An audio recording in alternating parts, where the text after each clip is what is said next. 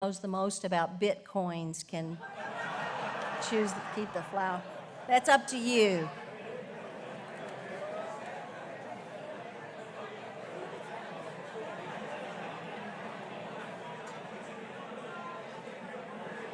Some of these flowers may never go home at that rate. It's my pleasure to introduce our speaker for the evening. Charles Payne is the executive officer and principal analyst of Wall Street Strategies Incorporated, which he founded in 1991. His passion for the stock market began when he was 14 years old, and he told his mother that one day he would work on Wall Street. Today, his company provides information to over 120,000 registered subscribers in more than 60 countries, as well as several of the largest banks and brokerage firms. Charles oversees a team of stock analysts who cover specific industry groups, in addition to monitoring the entire market and individual sectors on his own. Charles is the host of Making Money with Charles Payne on the Fox Business Network. He often is featured on Varney and Company and Cavuto on Business. His articles have appeared in many journals, including Wall Street Journal, the New York Times, and Reuters. He is the author of the book, Act Fast, Be Smart, and Get Rich. Speaking to us on the subject of cronyism, which we have discussed quite a bit at this conference, please welcome Charles Payne.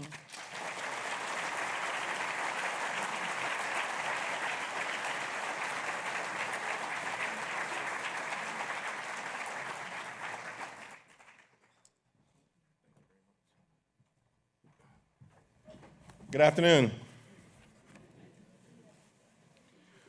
That was a very nice introduction. I appreciate it. It's great to be here. I almost didn't make it. Anybody hear about the Ebola doctor in New York? Well, as it turns out, I've got a cousin who has, I think it's Munchausen syndrome. She is always sick. She always wants someone to feel sorry for her. I always get these texts from her. I'm in the hospital again. Oh boy. I need a few dollars. Now, her and her husband, they both work. Finally, I gave her money today, this morning before I left. Why? She is the neighbor of the Ebola doctor. You cannot make this up. Oh God, I'm like, Stephanie. She is his neighbor. When he sits on his sofa, she hears it. Now, I will tell you, what she has told me so far and some of the pictures that she has sent, pretty disturbing. There's no protocol. If there is, it needs a lot of work. So even before I got on the plane, she sent me a picture of his door. Nothing sealed, nothing covered. It was it's pretty worrisome. So let's pray that Ebola really is hard to get. That's all I can tell you. We can let the officials take a victory lap if no one gets it, but it won't be because of protocol. In the meantime, I'm out $1,000 to Stephanie, and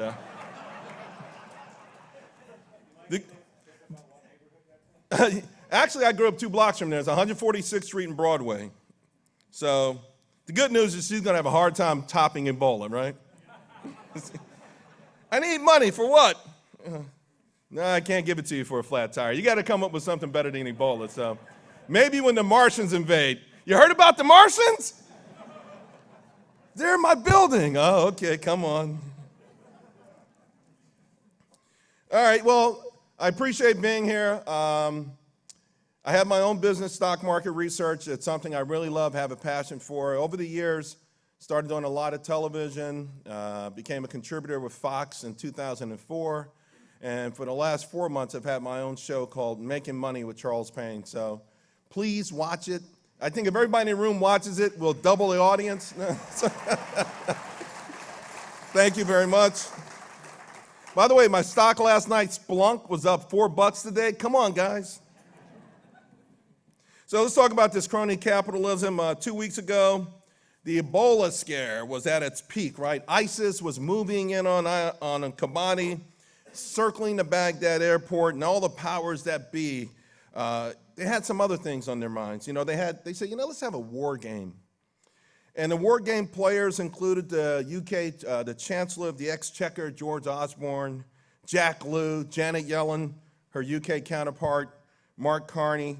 And, it's interesting because anybody familiar with the doomsday clock? The old clock, it strikes midnight and mankind has sort of killed itself. The doomsday clock has certainly moved closer toward midnight over the last few months or so.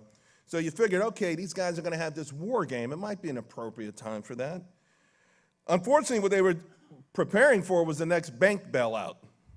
And some people actually think they were preparing for a bank bail-in. What a bail-in is, in case you're not sure, is when they take your money to save the bank instead of printing up some fresh cash. Either way, it seemed like a pretty odd time to have that sort of event. But don't worry, the Department of Defense also was on the job. They were explaining how climate change is the greatest threat to our nation and should be the top priority of our military. I can tell you right now, there's a lot that can be said for crony capitalism, but the one thing you can never say, it's not small potatoes. They go for the big stuff, don't they? All right, so government so far in America, they've lassoed in the banks, the healthcare system, student loans, champing at the bit to control the entire energy patch.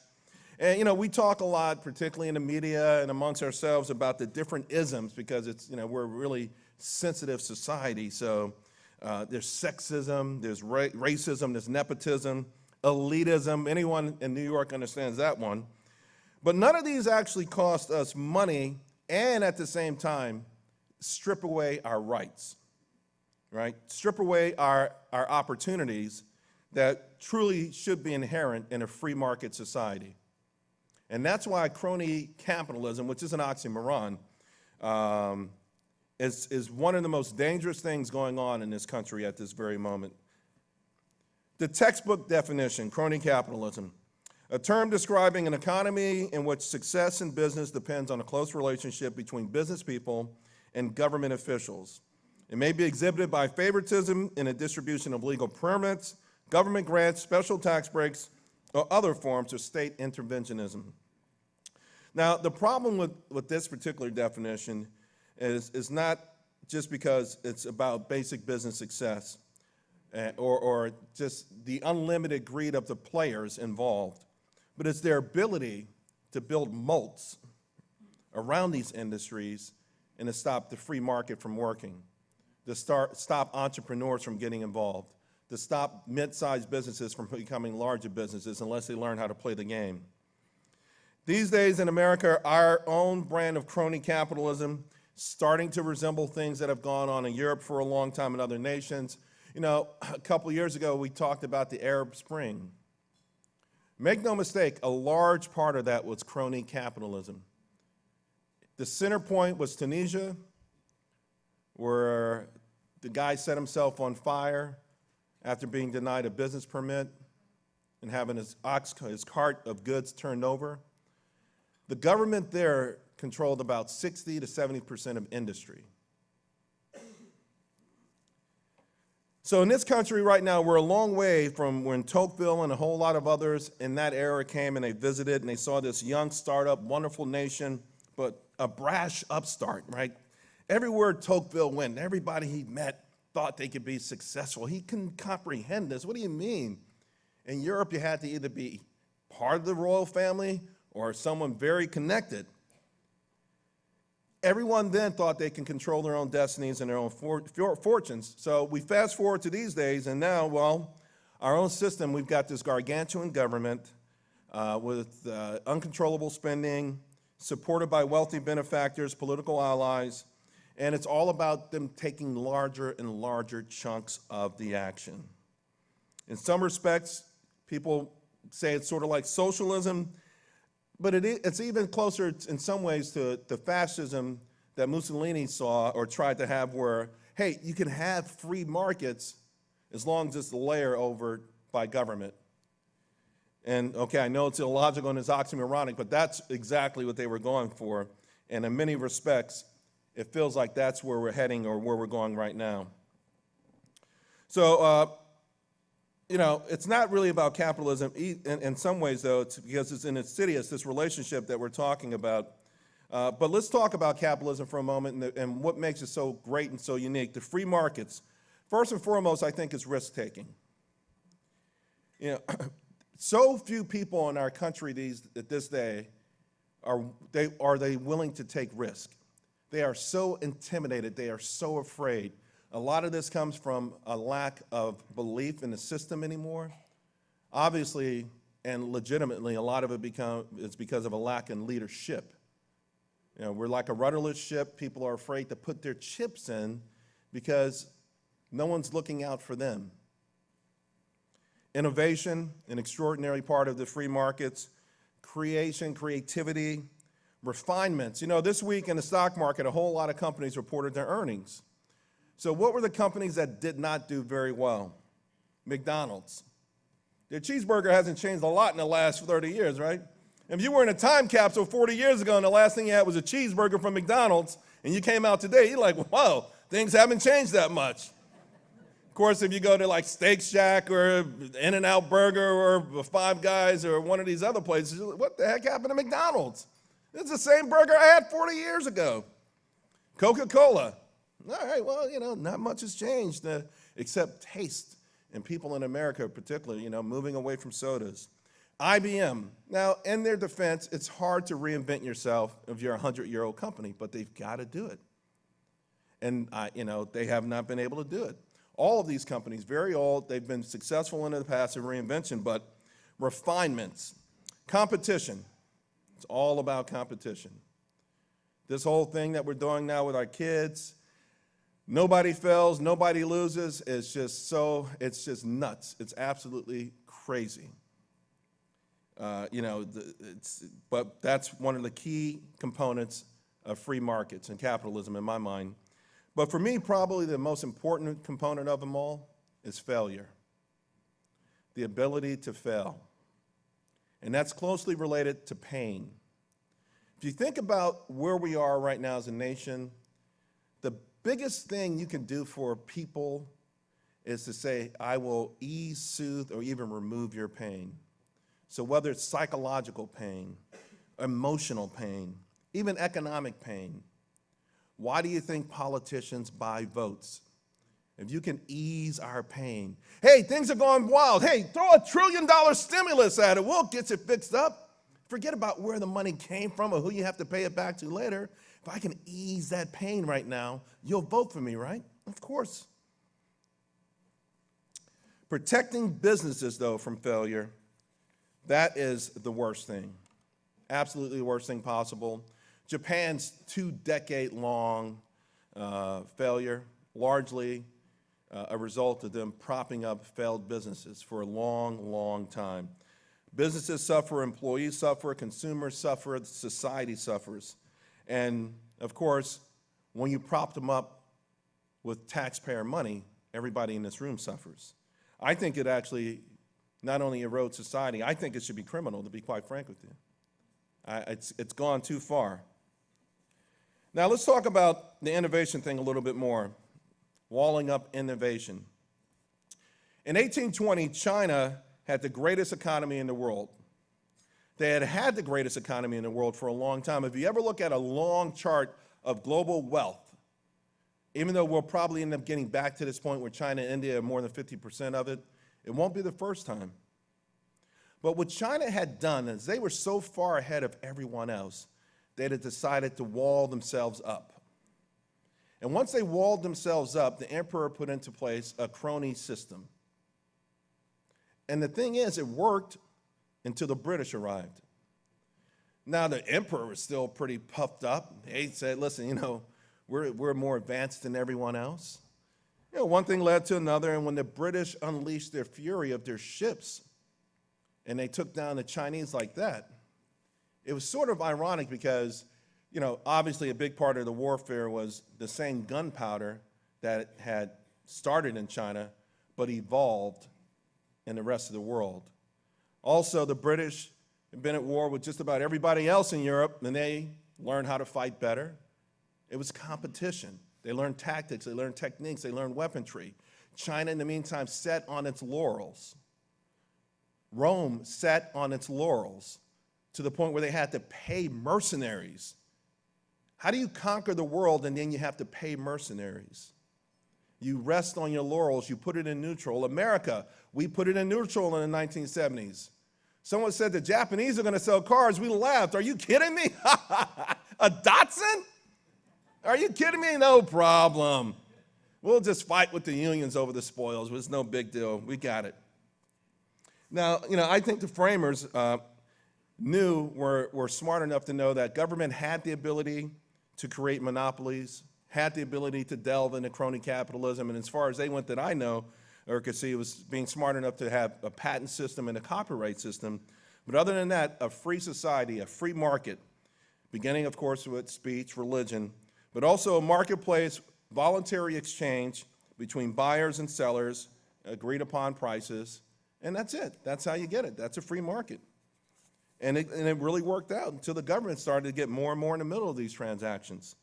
So at some point, it doesn't make for the best prices, and we are not necessarily acting in our own interest. We're being nudged and, okay, so you'll give me $2,000 if I get a solar panel, and you'll do this for me, and yeah, you can push and you can manipulate, but it's not a free market. The opposite of limited government is the kind of government who's the one we have now. Insatiable appetite just requires lots of money, lots of connections, the ability to manipulate or being part of every single transaction possible. And for me, I talk a lot about the fact that in my mind, sometimes when I think big government, big business is not unlike the relationship of the coyote and the badger. Anybody familiar with this relationship? Folklore started talking about this, the American Indians, Navajos, the Chinook, and they noticed this first. It was an unusual pairing that they kind of recognized that both the coyote and the badger dine on small little things, animals, prairie dogs, squirrels, sort of like in crony capitalism, when big businesses and government dine on our money. And the interesting thing is the coyote, which by the way is the Aztec word for trickster, that coyote had its gifts and the badger had its gifts. So often the coyote would chase the small prey, but then the prey would go into the ground. That's when the badger with its sharp claws would go in and get the prey out. An amazing thing, in fact, not too long ago, researchers watched this in the wild, and they said any time that coyotes hunted with badgers, their take went up 30%.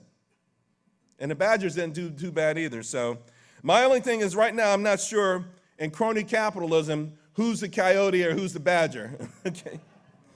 I'm thinking the government might be the coyote, but I'm just not sure because they have sharp claws too, just like the badgers. And the big winners, let's talk about the big winners in crony capitalism. It's so many to pick from. I want to start though with Fannie Mae and Freddie Mac because they're in the news again. They are not going away.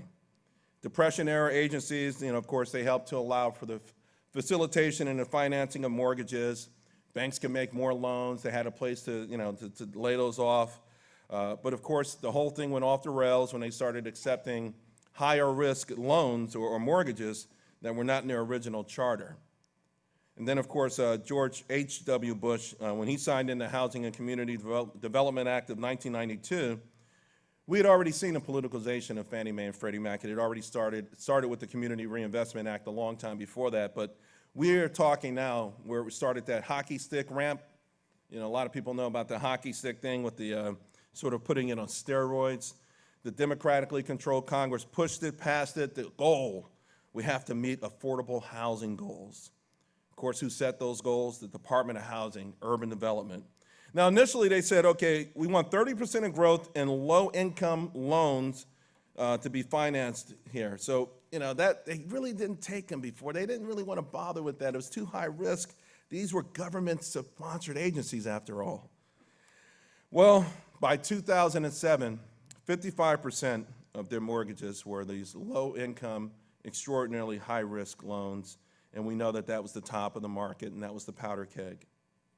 And the thing is, like so many of these government agencies, neither Republicans or Democrats are really ever interested in curbing the power that they have. I mean, think about it. It's like executive order or executive fiat. President Obama's going to use an executive authority.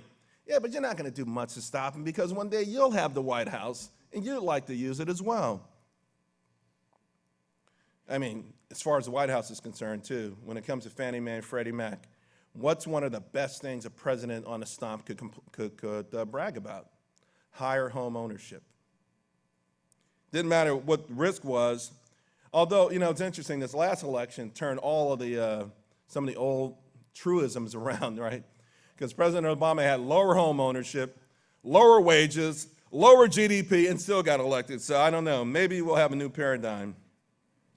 But as this Great Recession sort of fades a little bit or recedes a little bit, there's going to be a gigantic push again on this housing thing. And it's going to be a gigantic, unimaginable amount of money out there. For big government, it's going to be really limitless. Think about this. When we bailed out Fannie Mae and Freddie Mac, it started in 2008, Fannie Mae got $116 billion. Freddie Mac got $72 billion. Since then, those loans have been repaid. Now, how do you repay those? How do they come out of these holes? Well, you know, the Federal Reserve has been buying back quantitative easing, which has been, in the financial media, they tell people the Fed is buying stocks, which is stupid. That's not what they're doing.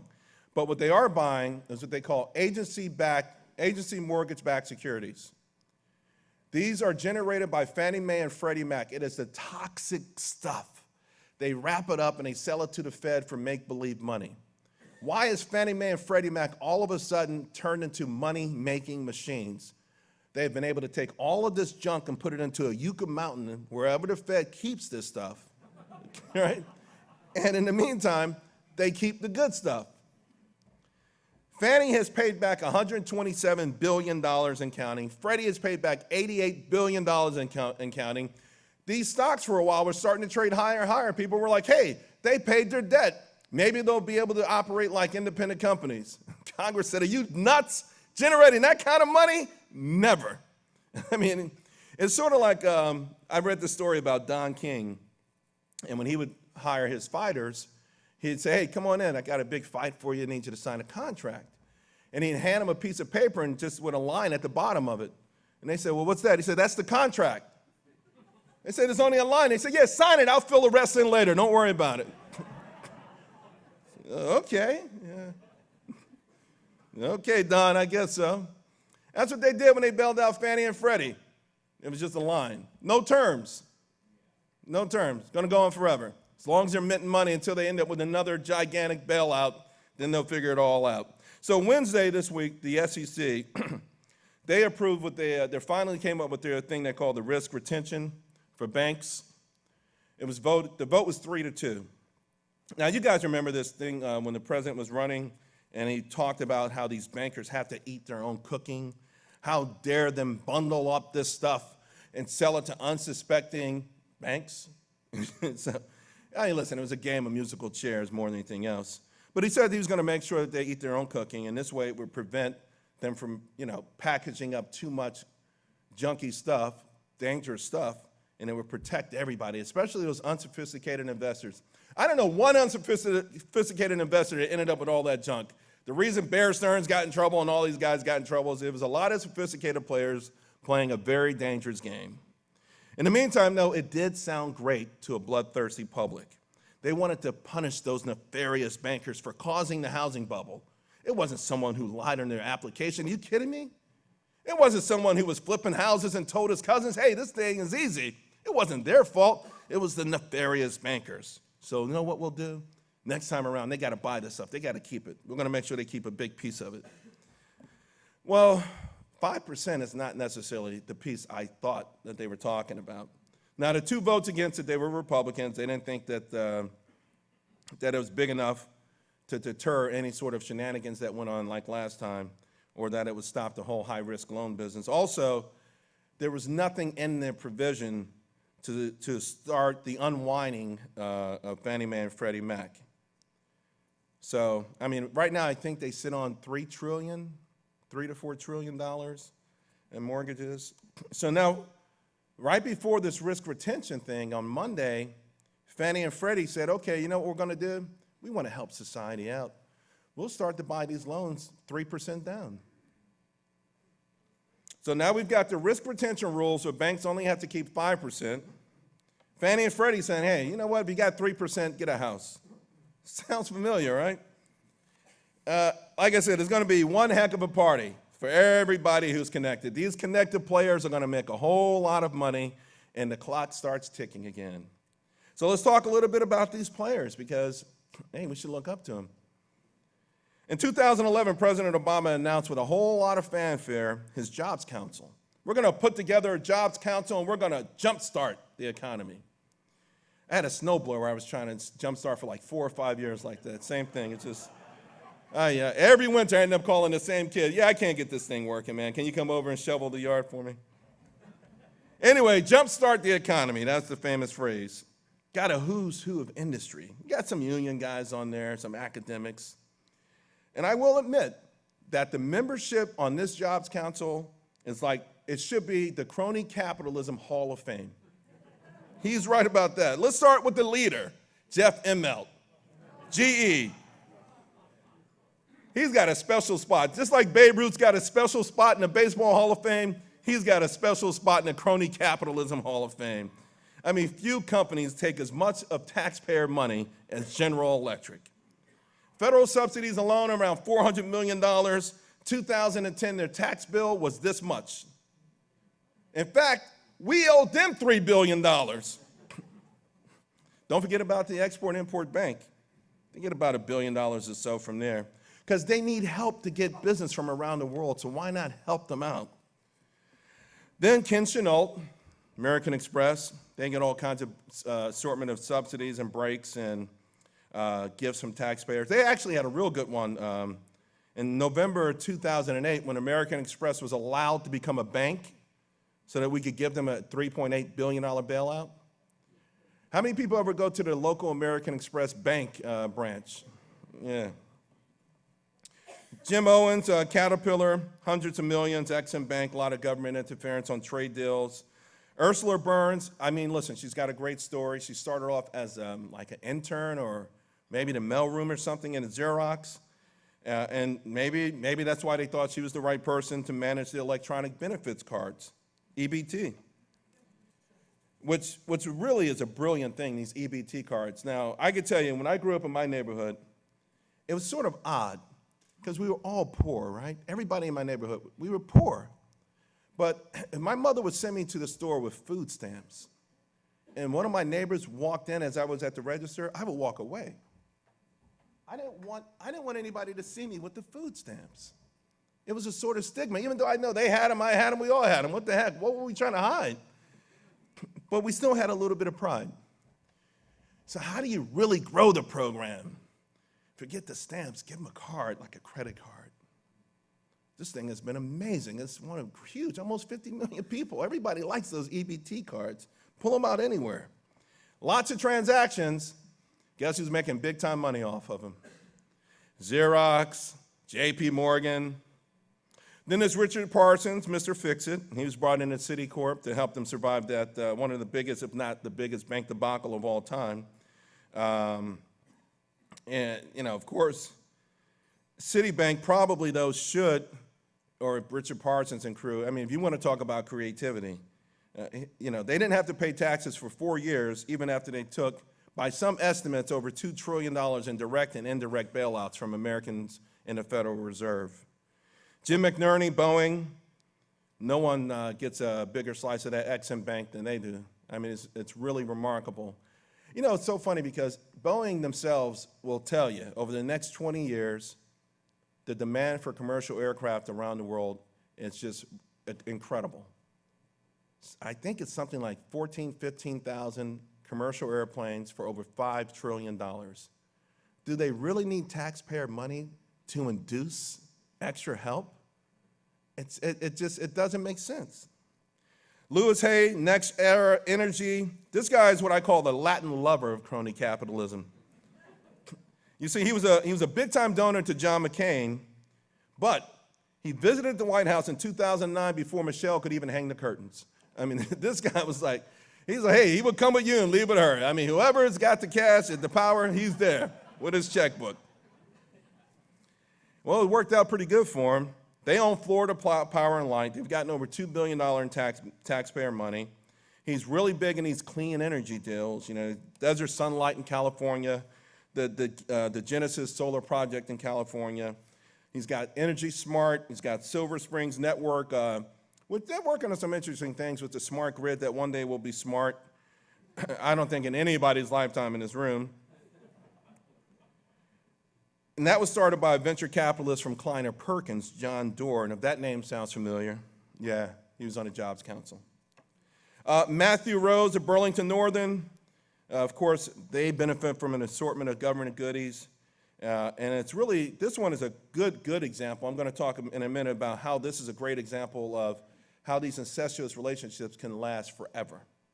Now, remember, Burlington, now owned by Warren Buffett, been able to really play a great role in stopping the Keystone Pipeline because they are making so much money. Most of these rails are closed this week at all-time highs. Now, remember, for a large chunk of the business was coal, and when that went down, they were in trouble. But what they're making from frac sand and from oil, you know, I say more power to them. I've got people who own some of these stocks, but it is largely stopping competition in the most unfair of ways. Don't forget Dick Parsons and Penny Pritzker. I like those names, right? Sounds like a 1950s comic book, you know? Dick Parsons and Penny Pritzker. They've raked in a lot of money on the solar scene. And like I said, this whole thing, it's becoming more American, like it's apple pie. In 1864, Congress created the North Pacific Rail Company. They gifted them with 40 million acres of land, 2% of the entire contiguous United States. And since then, it's just been amazing. They've spun off Burlington Northern, Weyerhaeuser, Potlatch, Boise Cascade. So, you know, this whole thing is nuts. The President's Jobs Council, by the way, they met 4 times in 2 years. They went a whole year span without meeting. And then finally, they just put it to bed. I mean, it was a farce from the very beginning. But it was an amazing, fun thing, I guess, while it lasted. This stuff also, of course, goes on the local level as well. Subsidies, grants, and the guys often of helping the little guys, small people. We want to help them out. You know, on Monday, the Department of Labor issued $170 million to a bunch of organizations that are going to help people learn job skills. I looked through this list. I don't think they're going to help anyone. They're all phony, acorn-type organizations. They're not going to help anyone learn anything.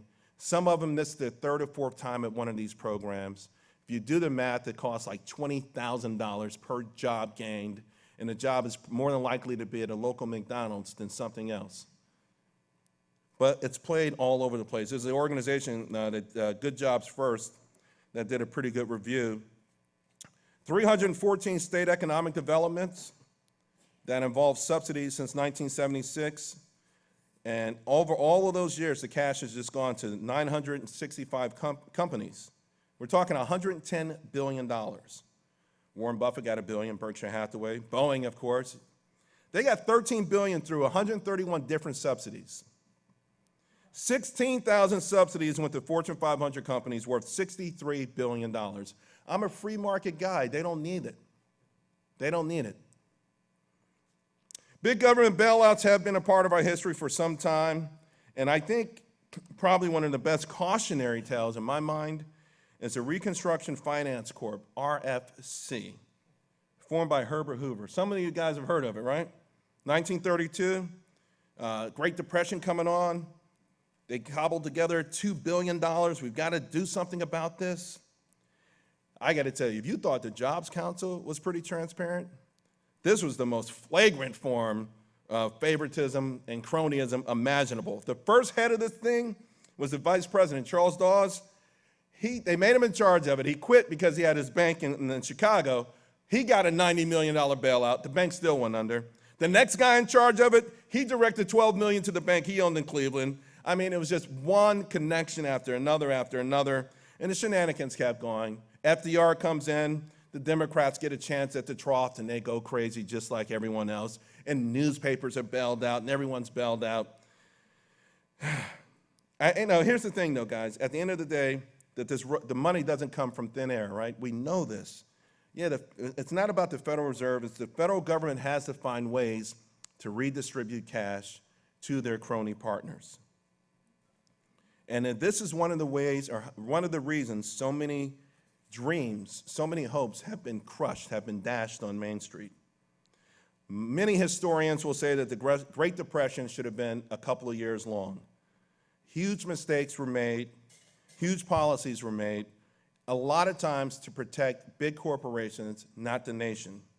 Tariffs, trade wars, an excise tax on gas, an excise tax on tires. How about an excise tax on telephone calls? Oh, let's raise the top tax rate, 63% from 25%. All of this, the worst combination of action that could have possibly been done. So what would have been your normal panic of 2-3 years became the Great Depression. And it's really crazy because these are still the solutions that are being sold to the American public. Hey, raise the top tax rate. Except now, at least, it's interesting now, though, they don't sell it all the time as an economic elixir. More so, it's just being fair. It's the right thing to do. Not saying it would they're not even bothering to say it will fix the economy anymore. It's just like, hey, you're jealous? Help us get the money from these guys. So then finally the Great Depression ends, and you would think, okay, the RFC, I guess whatever job you were supposed to do, it's over, they don't need you anymore, let's fold the tent. Nah, that didn't happen. Lasted all the way through World War II. Finally, it was closed off by Eisenhower. Before, though, he took a small schnitzel of it and started this thing called the Small Business Administration. And I always say to people, good luck if you're a small business trying to get an SBA loan and you don't already have money. It's crony capitalism on a smaller level. And I wanted to talk about Eisenhower and the military-industrial complex. 1961, Dwight Eisenhower's his famous speech about the military-industrial complex. It was his farewell speech, and in many ways it was very prescient. He talked about the power of computers. He talked about the rising cost of college and the fundamental change of what college education was all about. But of course, the speech was focused on government pumping money into the private military industry and the inherent corruption that will come from it. And it's a rally cry, for a lot of people to this day, one of the reasons we should put crony capitalism to bed. Now, the speech is really fantastic and really interesting. One line that stood out for me, though, is this one. This conjunction of an immense military establishment and a large arms industry is new in the American experience. The total influence, economic, political, even spiritual, is felt in every city, every state house, every office of the federal government. We recognize the imperative need for this development, yet we must not fail to comprehend its grave implications. Our toil, resources, and livelihood are all involved. So is the very structure of our society. Now, maybe if you're a critic of Eisenhower, you would say, okay, well, the Great Highway Project, which might be the crowning glory of his presidency, was indeed a military project. It was overseen by the Department of Defense. I would also say in his speech when he sort of said, well, we don't need to have these military companies because we can always take someone who makes plowshares and they can make swords. That doesn't necessarily work anymore either. But I will say there has been out-and-out robbery of the Treasury in the name of the military-industrial complex. Give you an example. Earlier this year, Nick Sorrento put out a great diagram. The cost of an OH-58 Kiowa helicopter, is known as H-1, is made by Bell Helicopter. The different parts that are used on this thing and the markup, remember, the markup we pay for. The smallest markup is 300%. I just want to read some of these to you. The sleeve spacer, the fair market price is $7.49. The American taxpayer pays $30 for it. The shouldered shaft, $1,200, we pay $5,800. The wear sleeve, $50 at wherever you can get it, we pay $249. The fluid filter body, $566, we pay $2,900 for it. The inner swash plate cap, not sure what it costs, but wherever you can get it at a fair market price, it would be $412. We in this room, though, we paid $2,300 for it. The pylon support, $400, try 3,600, guys, 700% markup. The shim, I'm not sure if they got these at Ace Hardware, but if they do, it's only $25. If you get it through this program, it's $237. The sleeve bushing, the straight head pin, a $36 item that we paid $500 for. Crown coupling, and the highest one, the bevel gear, normally $445. The American taxpayer paid $8,000 for it, a 1,700% markup. I happen to be a serious fan of a strong military. I think what we're doing with manpower is criminal and dangerous. We cannot gut the military, but it can be fixed with some real smart cost cutting. There's so many projects out there that we don't need. Listen, we've got 16 spy agencies. I think they're cool. I'm pretty sure every single day something happens that saves our lives and we don't know about. Doesn't happen with any fanfare, so I'm good with that. But some of the numbers out there, some of these weapons and the armament, it's just ridiculous. I mean, you have military commanders who are saying we don't need that. But the bottom line is we have to be honest about this. It's the kind of bacon that most members of Congress cannot afford to give up and expect to be reelected. So in that respect, we all have to ultimately look in the mirror and say, hey, will we vote in the guy who didn't bring us the bridge to nowhere? Now, what alarmed Eisenhower, who happened to be a former five-star general, was the percentage of the government budget that was spent on defense. The numbers actually were interesting because they went up under his presidency after the war. The RFC actually was what really got that started. But government spending, the defense part of government spending was 69% of all government spending in 1954. It fell steadily. It's been going up since 2000. We've been in a couple of wars since then, and it's a little over 20%.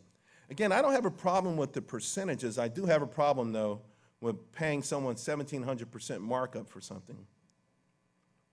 So let's talk about these bailouts, the modern day bailouts, because like so many things in America, they've only gotten better. 1970, we had Penn Central Rail. The Nixon administration steps in with the Federal Reserve. Congress says we don't want to do it. They go bust. Fed steps in anyway, puts out money to the tune of about $3 billion in 2008 dollars. Then there's Lockheed, which, by the way, I think reported Tuesday, great numbers. But in 1971, they were in trouble. So we passed the Emergency Loan Guarantee Act, $1.4 billion. Franklin National Bank, in 1974, they lost $63 million. So guess how much we stepped in with to save them? $1.7 billion. Huh? Figure out that math, okay. New York City, Ford says drop dead, then he says, I was just kidding. The New York City Seasonal Financial Act, $2.3 billion then, equivalent to $9 billion in today's money. Chrysler won, right? We got to start, on these Chrysler bailouts, we got to start numbering them now. Chrysler won, 1979, lost $1 billion. They go hat in hand to the government. The government says, hey, this Lee Iacocca's a real cool dude. Gave him $1.5 billion, $4 billion in today's dollars. Continental Illinois, same thing. 8th largest bank, they get in trouble, go belly up, $9.5 billion. A savings and loan debacle. That was really, really sort of the precursor, right? That was like the real precursor to saving the banks this last time around. Almost $300 billion in 1989. The airline industry, we understood. After September 11th, people were afraid to fly. Gas prices were going up. They needed help. So we passed the Air Transportation Safety and Stabilization Act.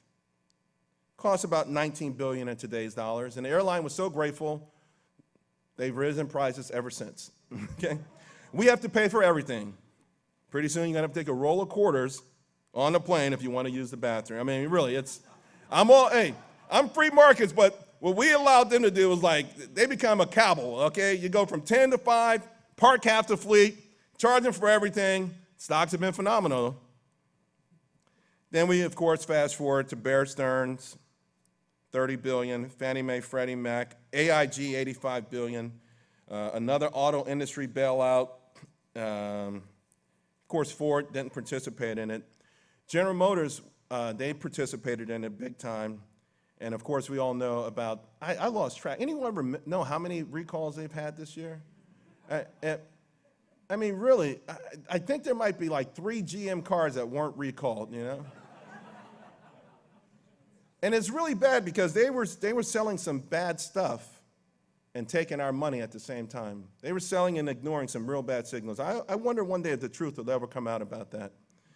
Who knew what? Because I got a feeling the auto industry knew and the government knew. It's just my gut feeling. Citigroup, Bank of America, all of these things.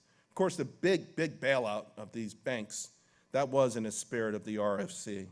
And I can remember every day waking up and there was a new acronym. There was the term auction facility. There was a term securities lending facility. There was the primary dealer credit facility. There was the asset-backed commercial paper. There was the money market mutual fund liquidity facility. There was another commercial paper funding facility. Then there was the money market investor funding facility. Then there was the term-backed asset-backed securities loan facility.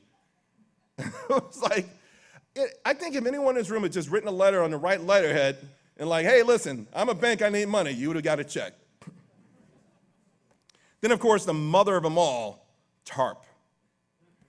October 3rd, 2008, $700 billion. We're going to go in there and we're going to take care of the auto industry, the credit markets, AIG, banking. We'll set up the capital purchase program, the community development program, the public-private partnership, the asset guarantee program. Don't forget about housing, HAMP. How about making homes affordable? How about refinancing? And of course, you always have to go after executive compensation. But TARP is one of these things like the RFC that was started and became so big and so amazing with so few rules, a Don King-like arrangement. They cannot put it to bed. Geithner said, hey, we can use that for solar energy. Someone said, we could? Yeah. He said, well, where do you see it? Well, where don't you see it? All right. Give Solyndra the money. Nuts. It goes on. They've got money dangled out there right now. All of this is always done under the guise of helping the little people, of helping Main Street. The Jobs Act was passed very quietly, great name. What's happened? No jobs. But when Wall Street failed to step up to the plate for the last election, the way they did the first time around, President Obama leaned real heavy on Silicon Valley. One big payback has been this Jobs Act. A record amount of IPOs this year, high-tech IPOs, companies that are not ready to go public, hardly any scrutiny. They've cut down all the due diligence requirements. Every day, go public, go public, go public. Every time they go public, the VCs get paid. The John Doers of the world make a whole lot of money. The Exim Bank. Listen, I know the Republicans are real afraid of not winning the midterms. I think it was shameful that they continued to let this Exim Bank go. I really think that Boehner let everybody down. I know they're afraid. I know they're walking on eggshells, but you got to show some leadership. That was gutless. And they talk about, well, it helps Main Street. Give me a break. It helps minorities. Oh, really? Well, I'm looking at something that said less than 1% of the exporters in this program are minorities, and they got less than 2% of the cash. It's all a giant, gargantuan piggy bank. It's an incestuous relationship, and it just gets larger and larger. The greed has no bounds. The power has no bounds. So the question is, how do we fix it? Obviously, it wouldn't be easy to fix. It's been in place for a long time. I think it would take something like a revolution, something like what we saw in Tunisia, something like what we saw in Cairo. You guys know the story of the Gordian Knot? The Gordian Knot, the Phrygians, there was a group of people called the Phrygians, and they didn't have a king. So the oracle said to the people, well, the next person that comes into town should be the king. So a guy named Gordius comes into town on an ox cart. He said, you're our king. So he ruled pretty well. He had a son named Midas. You might have heard the story of Midas. And he dedicated a monument to his father, and it was an ox cart tied in this really intricate knot. And for years and years, people tried to take that knot apart. Couldn't be done. The Gordian Knot could not be taken apart. So legend has it that Alexander the Great Finally, he was able to undo the knot, but before he could, he had to cut it so he could find the ends of the knot. That was the secret. And somehow Americans have to find a way to cut this rope, how to cut this Gordian knot that is crony capitalism. We've got to dump the Federal Reserve. We got to get out of the IMF and the World Bank. We got to close the Export-Import Bank. We got to let these government-sponsored enterprises become real businesses, close down all of these temporary programs, limit our budgets, stop borrowing money, get out of the student loan program, let the military be run by generals and not civilians and congressmen trying to win elections, and have term limits, 2-term senators, 3-term congressmen, and that's it. That's it, guys.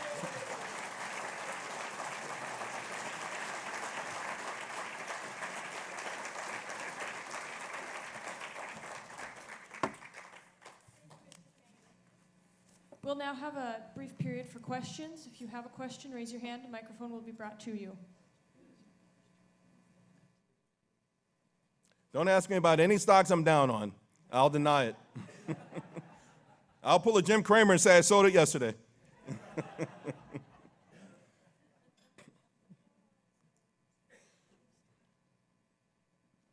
Thank you, Charles. I work for Raytheon in the defense industry, and I'm a contracting manager. I guess what I wanted to let you know is that what I have seen, and I've worked on both sides. I've been in the Navy, working as a PCO against General Electric. I bought the engines that were on the F-18. And now I work on the other side. I work in with Raytheon. But what I have seen is that part that you would buy commercial off the shelf for 50 cents, I get a spec for that screw that is 25 pages long, and it requires me and my personnel, my engineers, to buy to that spec that I have a $50 screw. They are, you know what, it's interesting, you come across that it's the defense industry that's the issue. It's not. What we have is a culture within the Defense Department. The personnel there, they cannot give any money back. If they give any money back and show that they have saved money to their upper personnel, Right. They look irrelevant. So what you have is a culture within the Defense Department. They do not give money back. When I worked at the Naval Air Systems Command in Crystal City, and I came out from Michigan State with my degree, and I saved them money. And they looked at me and said, spend it. I don't care what you buy. Spend it. Yeah. So I think you have a culture that hog ties the defense contracting, that we are forced to buy to the spec. And if we just need to have the military begin realistically looking at what they are wanting to buy, and I think you could see a lot of savings. But isn't there also a revolving door, too, so that these same military guys and gals who are putting together these specs, when they leave, Correct. they go and they get a great job. Oh, yeah. It's Oh, and yeah, that's a big, large part of it. They don't really have the incentive to streamline this stuff, but later on they're going to go and make a lot of money and get their bonuses paid off of some of this stuff. Absolutely. Thanks a lot. Really appreciate it. Charles, thank you again so much for coming. I just really appreciate having you here. Healthcare, you didn't mention those two words, but I mean, how do you navigate your choices when you're looking at buying opportunities? When if you think military-industrial complex is crony capitalism, the entire healthcare system for decades has been crony capitalism, and Obamacare just put it on steroids again exponentially, especially things like we talked about the electronic medical record system. I'm sure, even though there weren't doctors or patients at the Obamacare negotiating table, the electronic medical record companies were there. Oh, yeah, and the insurance companies were there. Absolutely. Yeah. And I mean, from a and stock Medicare. market point of view, it's pretty easy. You know, Yeah. you invest in players who were there. Because the insurance companies, if they come up short, guess what? There's a provision to make them whole with our money for a few years, and that's going to make it look like the premiums aren't moving, and they'll brag about the fact that they're not moving, but when that provision goes away in 2 or 3 years, they're going to skyrocket like crazy. I don't know. That's something that the general public has to be aware of. But when Ezekiel Emanuel says he wishes he would die at 75, first of all, he's lying, okay? You might be surprised to find out that he lies occasionally, the chief architect of Obamacare. But what he did was he set us up for those panels, those death panels, and it might sound like a crude phrase, but it's something akin to that, to your point. I don't know. I wish I had the answer to it. I just hope the alarm gets sounded. I do look at polls for midterms, and it's interesting that now Obamacare has fallen pretty dramatically in terms of its importance, and the Democrats are actually doing better on Obamacare than Republicans. Now, the good news is that people are more concerned about economy, jobs, taxes, foreign policy, and things like that. So that's a message that's going to probably have to get out there through experience as some of these things fall apart and people really feel it in their own lives. But I don't think we should pound the message, and then people will be able to connect it in their own lives when they start to see, whoa, what happened? And some of these set-asides and subsidies go away. But other than that, I have no clue. It's crazy. Well, the rationing of health care in this, just the people in this room who've contributed so much and continue to contribute, independent of what their age is, are going to be told, sorry, you don't get that chemotherapy. Sorry, you don't get that open heart surgery. Sorry, you don't get that medical implant. And it's because of your age. And of course, you're right. Ezekiel's going to exempt himself. You know, socialism is for the people, not for the socialists. Right. Yeah. The rich socialists, although that could be redundant in his case. Yeah.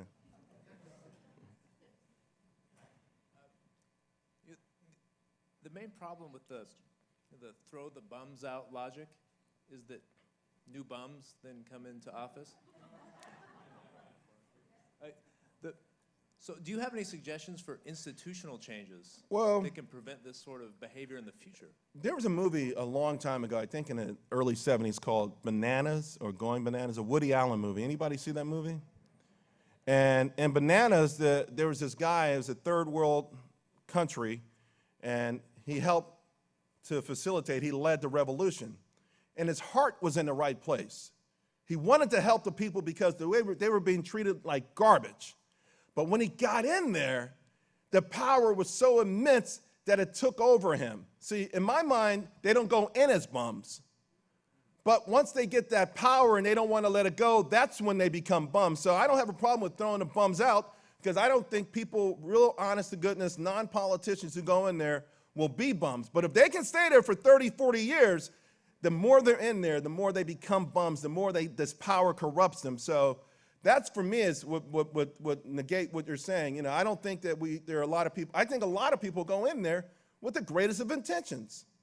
But once you're in there, you have to play the game if you want to stay. How many people are going to go back to their constituents and say, guys, everything I had a chance to bid on for our community would have been wrong to the American taxpayer? Are you nuts? You want to see a scene of someone running from a town hall meeting with getting hit in the head with signs and tomatoes?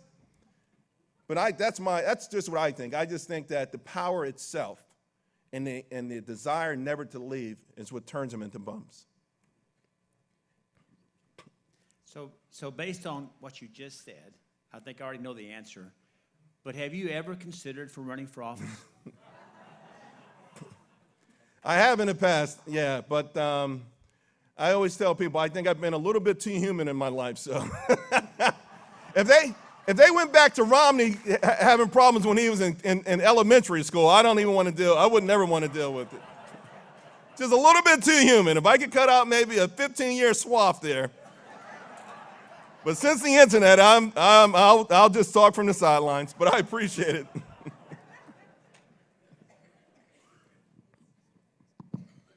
Charles, Peter Schiff uses one of my favorite terms when he talks about QE infinity with respect to the Fed. And I'm wondering what your take is on market growth in the more than doubling since 2009 and the market bottom. How much of that has been driven by kind of monopoly money as opposed to legitimate sustainable growth? I don't think as much as Peter Schiff does. One thing I think that's been, first of all, I always find it interesting when we discuss the market where people pick like their starting point. Like, for instance, when people say how much the market's up or how much someone's performed for the year, I think that's the dumbest thing we talk about in the market.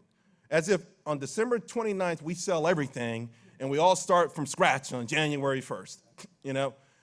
So that's, but if you say, 2009, we were the Dow was at 6,600. So if that's your fair value point, then this move would look absurd.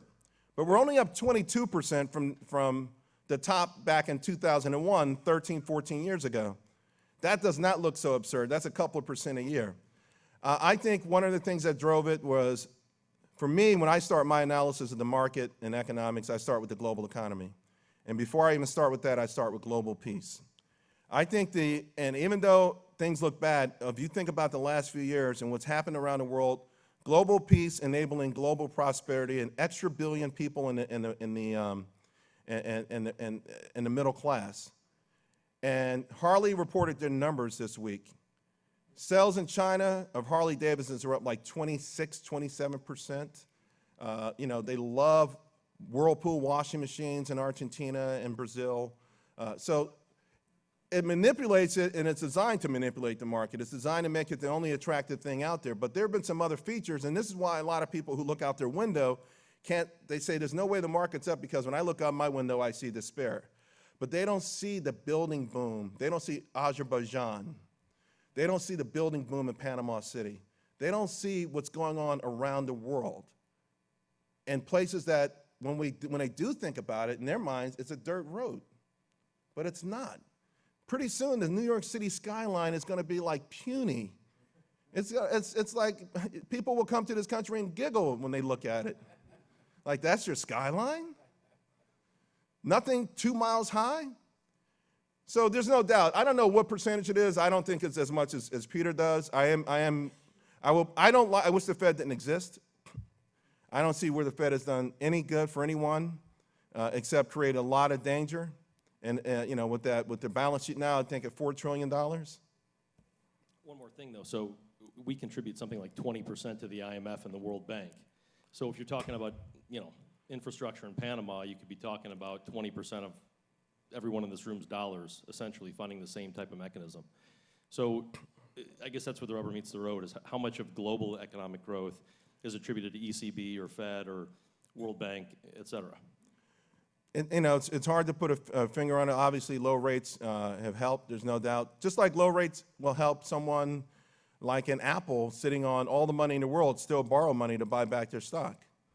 Yeah. So, there's no doubt that there's ways of taking advantage of these low rates that have helped goose the market. I just don't know to what degree. But also, there's a whole lot of money out there that has been seeking opportunities. And a lot of those opportunities, even from private money, if you look at foreign direct investment, and those trends have been mind-boggling in places that 15 years ago wouldn't have existed at all. So, like I said, I'm less than Peter. I know it plays a role. I just don't know to what degree.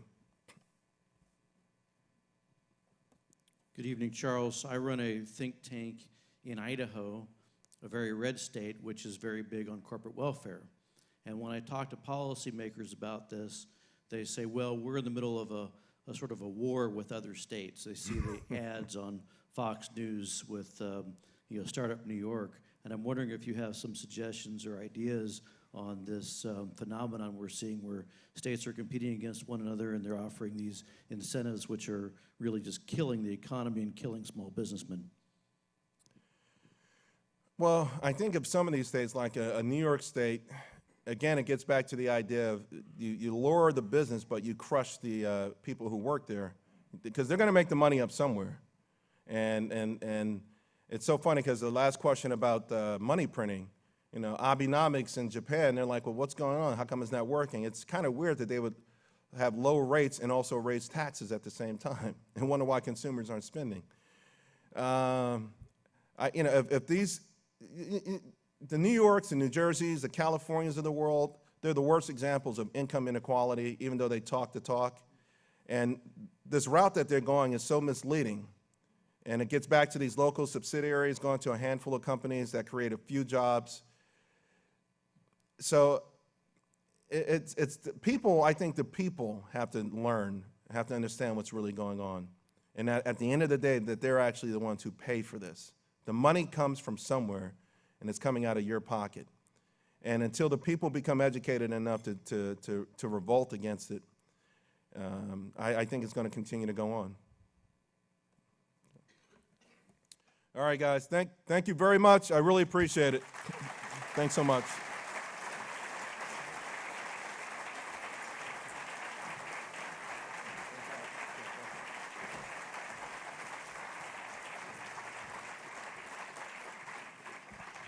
Thank you, Charles. That was tremendous and so much information. Thank you very much. That's a great wrap-up to the main part of our free market forum. For those of you who are driving home tonight, please have a safe trip. Thank you for coming. I would remind the faculty members, our 150 faculty members, that we have a faculty session in the morning at 8 o'clock. And for those of you who are other guests and staying here at the hotel, we will have buffet breakfast again in the morning starting at 6:30. So please help yourself. Please take the flowers on the table and have a great night. Thank you.